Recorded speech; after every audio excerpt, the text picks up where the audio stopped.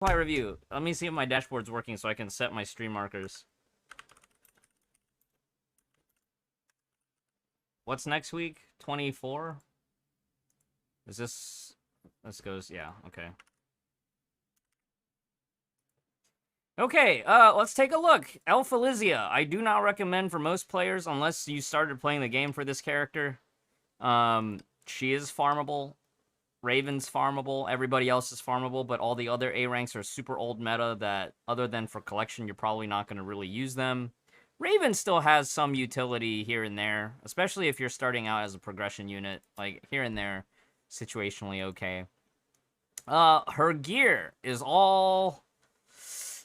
The bow is gacha, but the rest of the gear is craftable, but it's a long time horizon. So, under ideal circumstances is like, you get maybe 1 or 2 pieces between the weapon plus 1 or 2 of the stigmata, and then you craft the last piece.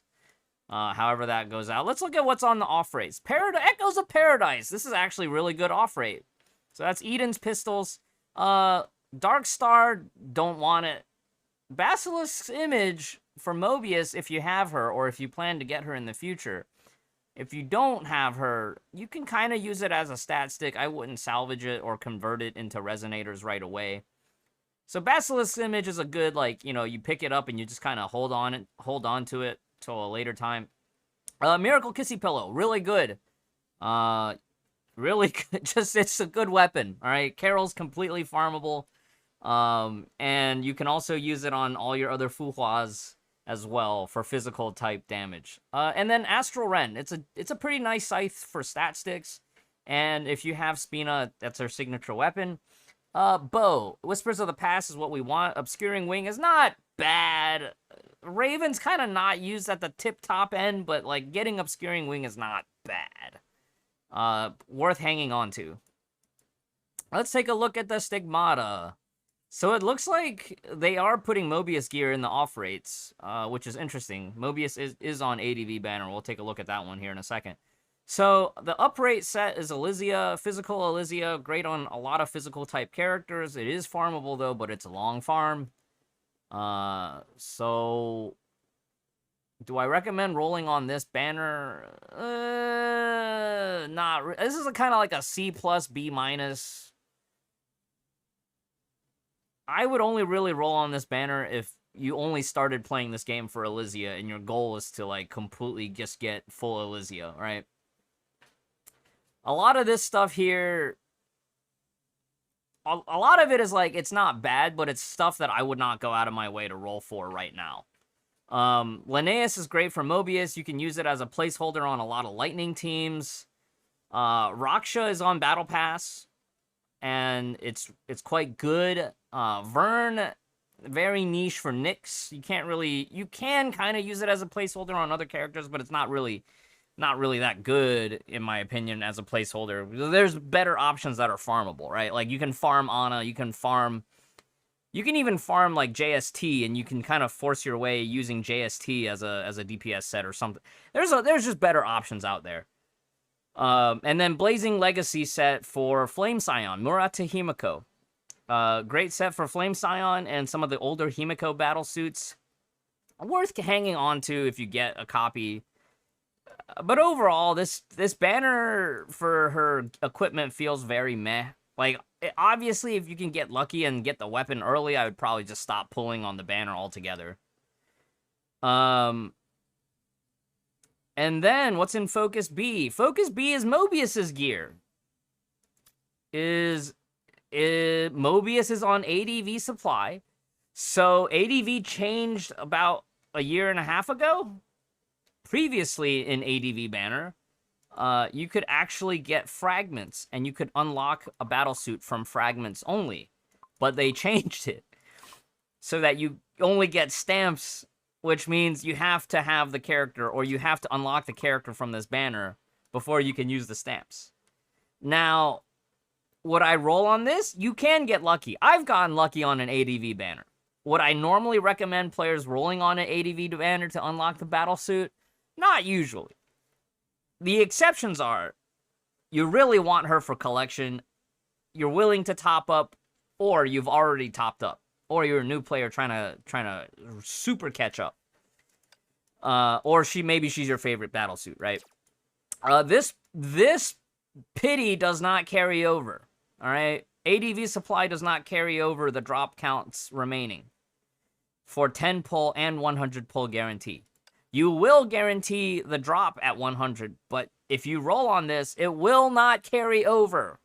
That's the most important thing, and this is why the risk assessment is high. If you're a low-budget player, you're a free-to-play player, you want to invest in expansion where your pity will carry forward. Although I probably wouldn't roll for Pink Elf just because she's farmable anyways. I would just save crystals at this point. That being said, if Mobius is your favorite character and you want to just unlock her right away and get her to double S rank in the same go, you can try to do so. I will not stop you. I still won't recommend for it. If she's getting an ADV banner, it won't be too long before she ends up in Battle Pass. Probably by the end of this year, maybe, or early next year, we'll probably see her in Battle Pass. 2024, maybe. But that being said, if you really like her, you're willing to top up, or you're already topping up, you've already topped up, past tense. This is an okay banner. Also gets a C-, maybe C+, you know, depending on what your goals are. All right, let's take a look at Focus B. Nor mentioned Focus B here. Focus B, so I make this statement. Traditionally, on the CN banners, Focus A and Focus B will share off rates. And whatever the up rate is will be an off rate on the opposite banner. We saw that in Focus A. Linnaeus is already an off rate in Focus A, but let's take a look at Focus B on Global, because usually they change it for Global. So the signature weapon is great for Mobius. I've used the gear as a placeholder on various Lightning DPSs in the past. Kind of fun to use on for Fischl, actually, but you don't get the combo bonuses because Fischl's charge type, but you do get the summon entity bonuses because Oz is a summon entity. In the past, I've memed around using this set on Dark Ball Jonin, where I use the BPs to help with Dark Ball Jonin's SP regen, but that's not really an issue now because you can have handle set for Dark Ball Jonin. Okay, let's look at the off rates. So the off rates have changed, but let's see if there are some hidden gems here. Key of Radiance, not bad to have. It's a decent placeholder for a lot of characters that aren't Flame Scion, and of course, Flame Scion's signature gear. Godslayer Surtur, a popular collector's item for Himiko fans of Chapter 9. I collected one on the NA account long before I ever needed one, which at this point I don't need one because it's kind of out of the meta. Basilisk's Image, this is your target, and then Hecate's Gloom. Hecate's Gloom is old meta, but it still has some niche utility for a combo hit count, and if you are in a position to have the resources to pry arm it, maybe you're like, you know, you're in Masters tier and you know, you have access to level 50 pry arms, or maybe you're like, you've kind of established your account, you're floating the idea of going backwards, which we generally don't recommend at this point. There's a handful of funny strats that you can do with Hecate pry arm. Hecate Priarm does give physical vulnerability, so if you do get one of these, like, it's not bad to even have a Hecate Pry at 50, just for the physical vulnerability. Well, I recommend that you make one just for that? Probably not, right? It's probably better to save your Taurus for new stuff. Iris of the Dreams, excellent for free-to-play, but I think most new players probably get one of these early on from the selector, right? Unless that's changed. I don't think that has changed yet.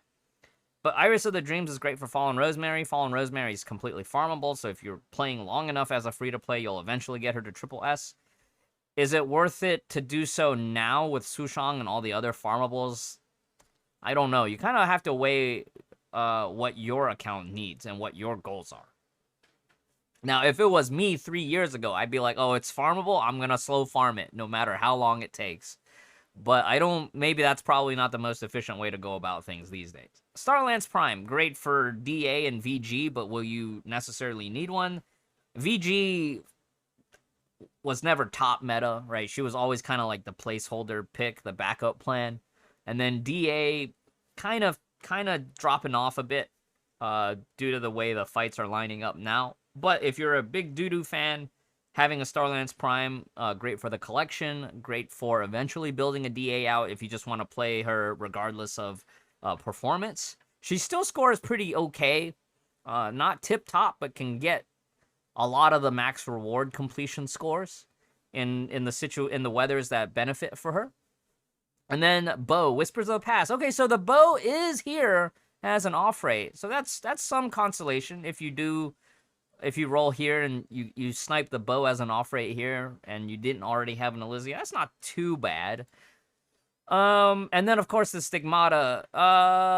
Linnaeus, yeah, I mean, if you're rolling here, Linnaeus is what you're looking for. Getting Shakespeare Adrift in the off rates is kind of okay in the eventuality that you get DA, but apart from DA, there's like one or two old super niche strats where you maybe use the 2-piece on Shakespeare Adrift. Other than that, you're probably not going to really use Shakespeare Adrift anywhere.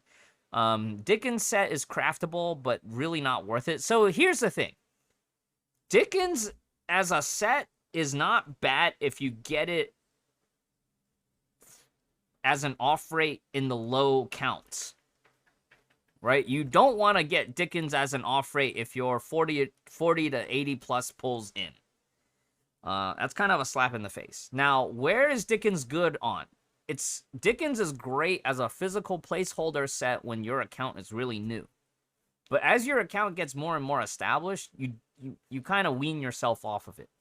But if you get a copy early on, it's not bad early on. But it's a set that nobody ever really goes out of their way to get because there were just better options at the time.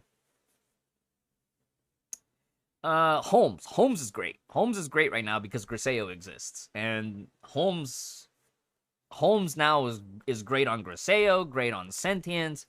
Probably you'll find some utility next patch with Holmes now that Susanna is a bleed type DPS. So Holmes is quite nice to get if you can get some Holmes off rates. And then Zhenyi, still pretty good for lightning. You do kind of have to play around and babysit your weapon active cooldowns for Zhenyi, but still pretty solid for lightning, I'd say. Handle exists, but if you're a newer account getting Zhenyi early, you can use it as a lightning set across a lot of lightning characters, and it'll just work. Yeah, it'll just work. So I probably put this C plus B minus. I probably personally wouldn't roll on it because a lot of the stuff I already own. But if you're a progression account coming in and you, well, I'd say for most players you probably zeroed out your crystals on the first 4 weeks, right? Trying to get your trio team set up. In that regard, I'd say probably the only players that really would roll on this is if you're a medium high dolphin to whale player topping up. And then you started in the last 5 months or last 2 months even. Cuz a lot of this stuff you really don't really need, but it's great for collection and it's great to fill like niche things. I wouldn't roll. I think at this point, I would probably relegate all the banners this week as like bait banners. The only exceptions is if these characters were your favorites, right? If Mobius is your favorite character, if Alphalizia is the reason you started playing the game, you are justified in rolling. I do not recommend that you roll for account planning purposes long term, but you are justified to do so. I think right now the plan is, for most players, you should be saving for next patch, or you should be saving for the patch after next. Because I know quite a few budget players, free-to-play players, may consider skipping next patch. Some of y'all, maybe you're not rushing for tip-top meta. Some of y'all felt like next patch might be a saving patch. Some players will go all in for Susanna and then skip the patch after, So... really depends on what your goals are. and how much budget you have. But you know, this is pretty much what we expect from a second half of the patch type of filler banners.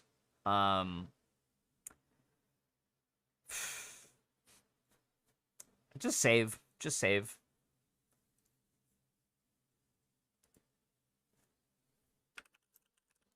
Oh, one caveat though, yeah. So one of the things that is mentioned in the chat right now, Andreas is in the Abyss this weekend as I'm recording this. That's a very common hoyoverse tactic where they will present you a challenging piece of content and have the solution for sale. Now, rolling for Mobius from an ADV supply is an expensive solution. You can just clear the boss fine with alternatives like the trio team for or whatever, and just save your crystals, right?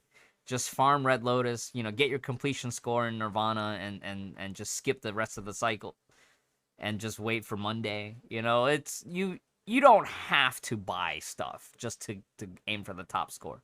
Now, if you're a player that relishes in those top scores and you have the budget to do so, like, no one's stopping you, right? If you want to do all that, you can. But for the vast majority of players, that is not a good financial decision. So don't get baited. And that about concludes the banner review. Usual filler banners at the end of the back half of the patch, I'd say. Yeah, I just save for next patch, or save for the patch after.